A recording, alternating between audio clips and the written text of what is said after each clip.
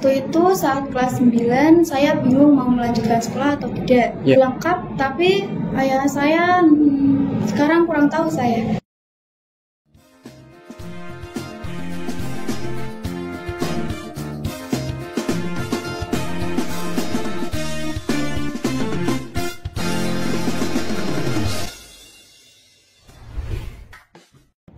Halo semuanya, saya Bima. Kali ini kita akan mewawancarai beberapa siswa terkait dirinya sebelum dan sesudah masuk di SMK Negeri Jateng Semarang. Saat ini sudah bersama satu narasumber saya. Silakan perkenalkan diri kamu.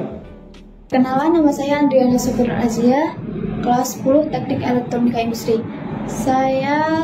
Asal saya dari Magelang. Magelangnya mana kalau betul? Magelangnya di daerah Muntilan. Muntilan. Dulu kamu dari sebelum sini SMP sekolah mana? Saya di SMP Aswajan Dukun. Dukun. Oke.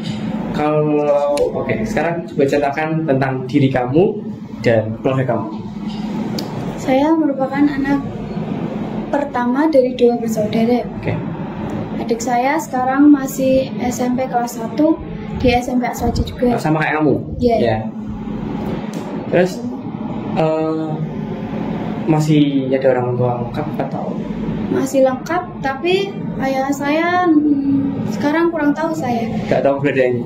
Iya. Kamu tinggal bersama siapa sekarang? Saya tinggal dengan kakek nenek saya dan ibu saya. Dari kamu? Oke. Makasih. Gimana gimana dulu kamu bisa masuk ke SMK? Waktu itu saat kelas 9 saya bingung mau melanjutkan sekolah atau tidak. Kenapa? Kenapa bingung? Karena masih ada adik saya yang harus dilanjutkan sekolah juga. Ibu saya juga masih harus membiayai saya. Terus tiba-tiba paman saya datang menawarkan sekolah di Semarang. Katanya di Semarang ada sekolah berbasis beasiswa. Lalu paman saya ingin mendaftar di sini, ibu saya setuju dan saya juga harus setuju. Gitu. Berarti ini saran dari paman kamu ya buat daftar di sekolah ini. Gitu.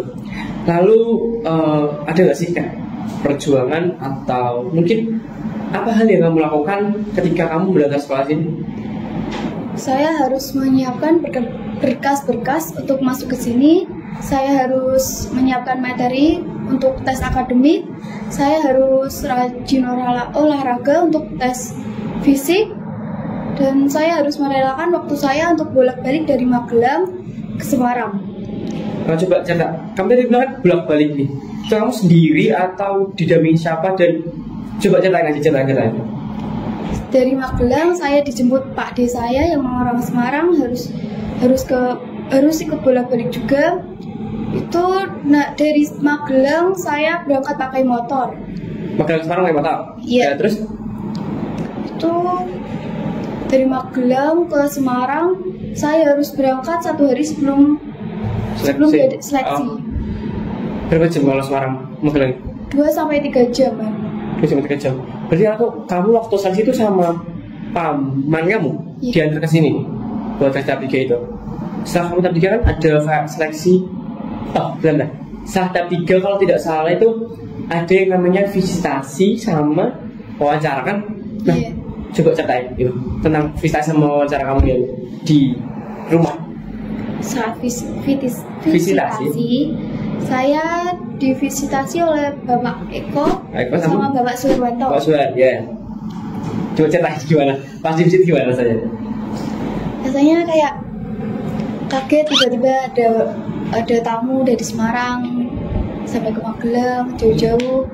Terus ditanyain tujuan kamu sekolah di sana tuh apa? Lalu jawaban kamu apa? Saya ingin meringankan beban orang tua saya. Lanjut.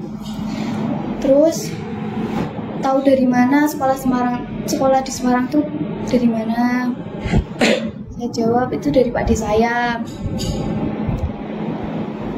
Terus kamu sekolah sini tuh boleh keluar nggak sih? Apa tetap nggak boleh selama kelas 10 itu kan nggak boleh keluar, atau kelas 11 nggak boleh keluar, atau ada kegiatan yang mungkin boleh nih izin keluar atau gimana, ada nggak sih di sini? Kalau kegiatan mungkin pas awal-awal masuk belum boleh. Belum boleh. Kenapa itu belum boleh? Untuk katanya untuk penyesuaian diri. Penyesuaian diri. Oke. Tapi ada kan kegiatan kayak keluar tuh apa sih namanya? Romance. Bukan. Yang kayak kamu boleh izin keluar kayak pemain atau apa sih? Pesiar ya, pesiar.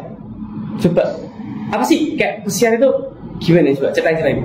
Kamu kan udah beli pesiar ini yang kelas, kamu kelas apa kan? Kelas 10. Udah beli pesiar belum ini? Boleh, tapi saya baru merasakan pertama. Oh, pertama kali ini atau? Pertama waktu dua minggu kemarin jadi pertama kali. Pesiar itu? Iya. Coba ceritain gimana pesiar kamu? Kemana atau gimana feel kamu setelah keluar, bisa keluar dari sekolah atau gimana itu? Itu seneng banget bisa keluar, bisa main bareng sama teman-teman saya yang ada di sini. Waktu itu saya 5 orang sama teman saya, kita jalan kaki dari SMK sampai ke Kota Lama. Kota Lama? Iya. Jalan kaki? Iya. Kenapa naik BRT? Waktu itu, wah, pesiar pertama. Mending kita cari apa? Cari suasana baru, kita jalan-jalan bareng. Ternyata saya kira cuma deket, ternyata jauh banget. Ya teman-teman kamu tuh semua dari Magelang atau ada yang dari daerah mana? Ada yang dari Demak, Jepara, dan ada yang dari Kendal juga. Berarti di sini nggak cuma dari berbagai daerah itu? Dari berbagai daerah di Jawa Tengah. Oke. Terus tadi saya udah tanya kan, coba ceritain PDK kamu sama long march kamu. Kan kayaknya long march kamu tuh beda dari kita yang dulu. Coba ceritain long march kamu gimana? Long march saya PDK dulu. PDK saya waktu itu saya sama teman saya di Gumbrang bisa sama kakak pendamping. Oke. Terus ada waktu itu rasanya gimana? Kaget, senang, sedih, campur aduk kak. Campur aduk? Coba nah dia sedih campur aduk kan? Apa sih yang bikin kamu campur aduk itu? Campur aduknya tuh kayak lucu lihat teman-teman di eval bareng. Terus ada yang sampai nangis bareng pernah. Kenapa nangis bareng? Saking terharunya atau? Waktu itu ada kayak kesalahan fatal banget katanya. Terus sampai dimarahin habis-habisan sampai kakaknya ada berantem juga. Kita juga waktu itu udah capek. Akhirnya kita disuruh pulang itu kita masih suruh renung diri. Pulang itu pulang ke rumah atau pulang asrama? Oke. Terus satu hari berikutnya kakaknya kayak diemin kita kayak gak diawasin, kayak kita dibiarin gitu aja. Waktu itu kita kayaknya sedih tapi juga seneng juga. Kenapa seneng ya? Gak disemarahin. Terus ceritain long march kamu nih. Dari sini sampai kemana? Bantir. Coba ceritain. Waktu itu long march saya tuh kelihatannya paling beda dari angkatan sebelumnya. Kenapa? Karena angkatan sebelumnya tuh cuma di daerah Semarang. Nah angkatan 10 kita sampai Bantir itu, karena di Bantir tuh enak banget kak. Kenapa? Dingin. Saya belum pernah ya. Saya belum pernah kayak ke Semarang atas, belum pernah jalan Semarang atas. Gimana ceritain? Dingin terus? Di sana tuh masih asri, masih nggak kayak di sini lah. Di sini tuh panas, mau habis mandi itu pasti langsung keringetan kak. Iya. Terus yang di Bantir itu kamu diapain aja? Ceritain. Waktu itu malamnya sampai sana tuh kita disuruh istirahat sebentar. Terus lanjut sholat, makan. Habis itu kita masih ada kegiatan PBB, ada masih banyak lah kegiatannya. Dan long march itu dilaksanain pas kamu berapa hari sih long march itu? Berapa hari? 1 malam. Iya. Long march dilaksanain di hari kedua atau pas kamu sampai atau pas sampai itu? Sampai. Langsung di sana? Iya. Di gojlok ya di sana? Iya. Sama sama Pak Bapak tentara.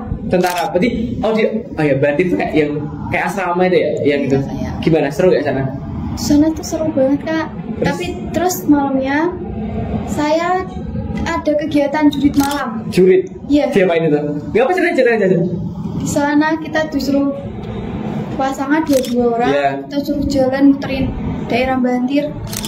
Nah, kayak di sana kan dekat apa itu rumah-rumah warga. Iya. Nah, kita suruh jalan muter, lewatin sungai juga. Kita harus daki-daki lerangan bebatuan juga.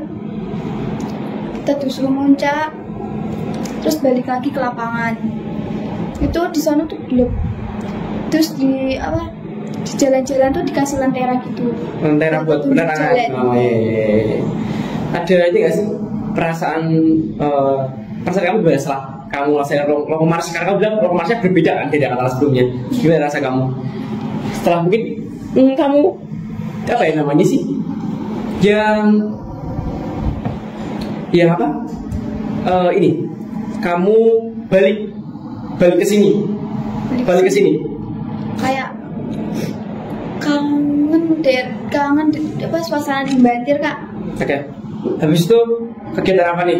Karena kamu udah nih selesai, jadi kamu udah selesai kan Long March.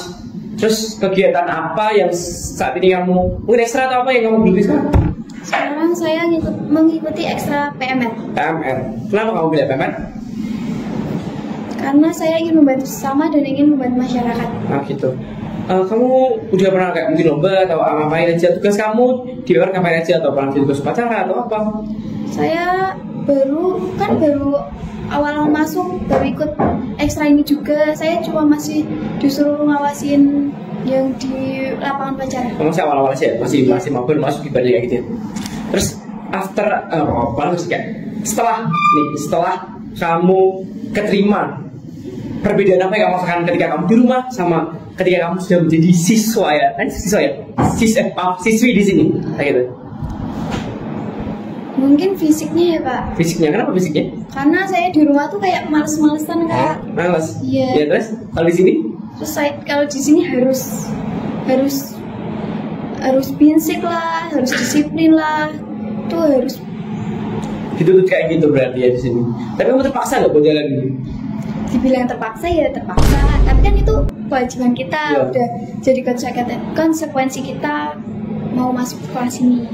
Tapi kamu ada rasa kesel nggak sih setelah kamu keterima di sini? Nyesel sih enggak ya Kak. Kenapa? Cuma kayak ada Berat. perasaan, iya berat. Buat tinggalin Rumah. orang, iya. Ini Biasanya kamu dulu waktu SMA itu mondok atau?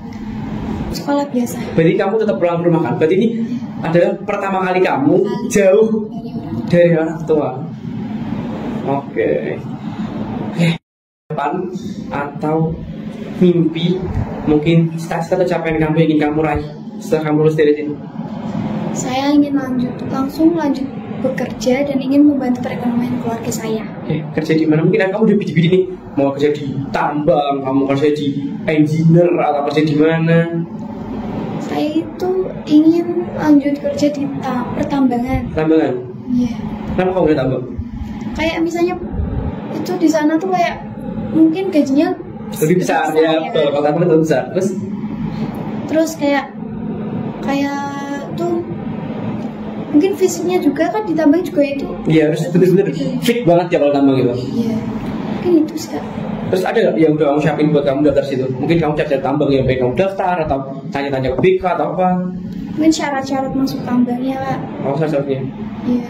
Ada nggak syarat khusus? Apa kayak contoh nggak boleh perempuan laki-laki? Apa gimana?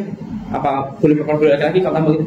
Mungkin kalau yang saya cari ya Iya. Kak, itu boleh perempuan boleh laki-laki, tapi kebanyakan di tambang tuh Laki-laki pasti ya. Soalnya kan butuh visi yang kuat banget kan buat yang laki-lakinya. Oke, mungkin ya ada pesan nggak buat teman-teman atau keluarga kamu yang tidak di rumah? Pesan saya, jangan takut untuk melanjutkan sekolah, jangan takut untuk meraih mimpi kalian. Sekarang sudah banyak sekolah yang berbasis beasiswa, contohnya SMK Jateng. Nah gitu. Nah, buat teman-teman semua di rumah, kalau kalian yang punya tekad yang kuat, punya mimpi, punya harapan besar untuk kalian untuk membantu perekonomian keluarga kalian, mungkin SMK Jateng bisa menjadi solusi buat teman-teman semuanya yang di rumah yang pengen sekali mengangkat derajat orang tuanya. Oke, terima kasih Sofi atas waktunya. Nah, mungkin itu dia wawancara kita dengan Sofi. Semoga cita-citanya, harapannya untuk membantu keluarganya bisa tercapai. Amin.